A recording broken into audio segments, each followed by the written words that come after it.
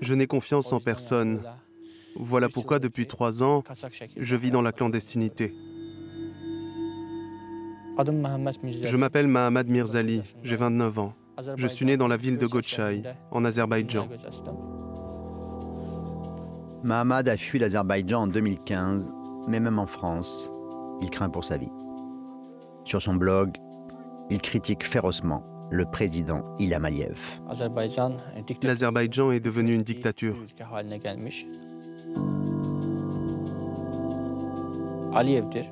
Ilham Aliyev a hérité du pouvoir de son père il y a 20 ans. Sa femme est vice-présidente, sa propre femme. Il pille les richesses de notre peuple.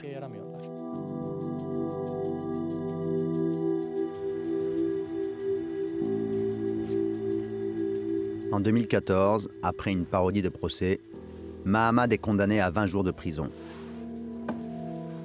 20 jours qu'il n'oubliera jamais. Il me frappait les pieds avec une matraque et le ventre aussi. Depuis, j'ai des problèmes de santé, des problèmes sérieux, contre lesquels je me bats encore. C'était tous les jours les mêmes tortures et les mêmes insultes contre mon père, ma mère, ma sœur.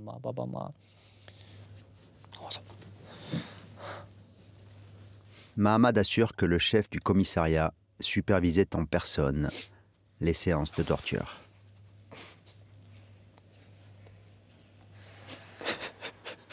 Au bout de 2 semaines, il finit par craquer. Comme tous les soirs, ils m'ont emmené chez le chef. Il m'a demandé « Tu vas continuer de critiquer Aliyev ?» Je ne voulais pas briser mon honneur. J'ai dit bien sûr que oui. Il a dit « Tu vois cette bouteille ? On va te l'enfoncer dans le cul et filmer la scène. On va voir si après ça, tu diras toujours du mal d'Aliyev. Enlevez-lui son pantalon. » Imaginez-vous, il se ruait sur moi pour me déshabiller. J'ai dit d'accord, excusez-moi. Quand je serai libre, j'arrêterai mes critiques.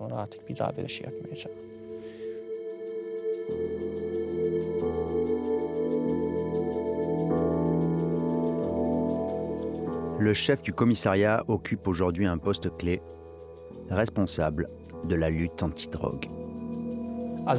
L'Azerbaïdjan l'a récompensé pour ses tortures. Il est monté en grade. Nous avons interrogé le ministère de l'Intérieur sur ces allégations. Ils ont répondu qu'une enquête serait menée.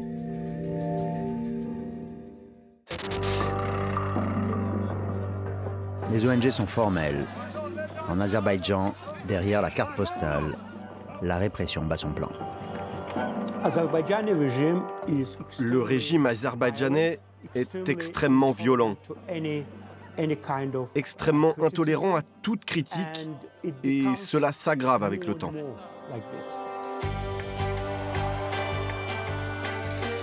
Mais le pays soigne ses relations avec l'Europe qui, depuis la guerre en Ukraine, compte plus que jamais sur le gaz de Bakou.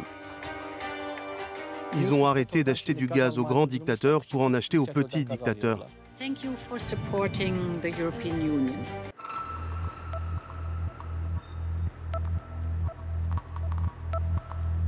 Même en exil, certains opposants craignent encore pour leur vie.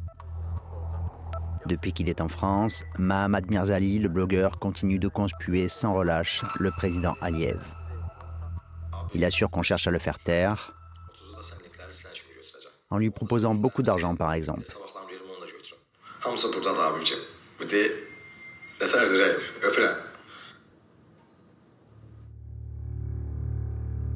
D'autres messages sont moins avenants.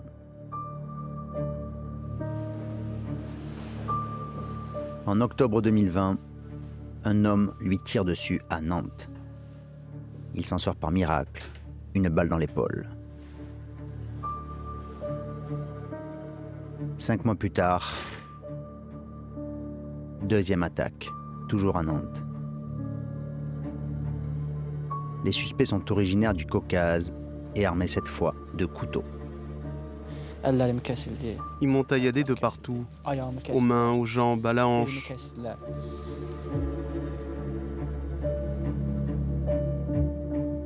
L'un d'eux a mis sa main dans ma bouche et me tirait par la bouche. Peut-être qu'il voulait me couper la langue ou me décapiter. Personnellement, je pense qu'ils voulaient couper ma tête et la prendre avec eux.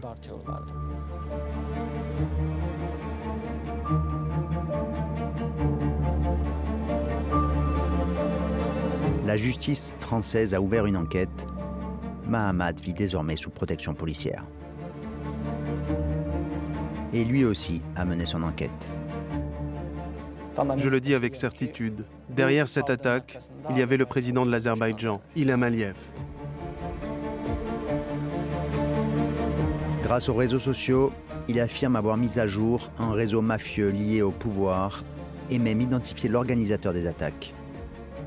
Le suspect numéro 3 sur cette infographie. La personne numéro 3 reçoit une décoration d'Ilham Aliyev. Donc Ilham Aliyev lui-même a décoré la personne qui a organisé ma tentative d'assassinat. Nous avons écrit au président, pas de réponse. Mais par la voix de son ambassadrice à Paris, Bakou dément ces accusations.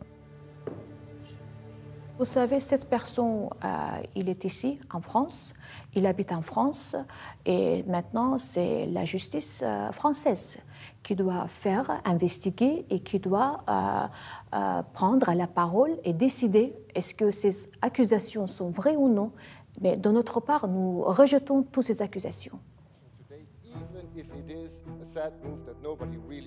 Au Conseil de l'Europe, depuis peu, le ton monte.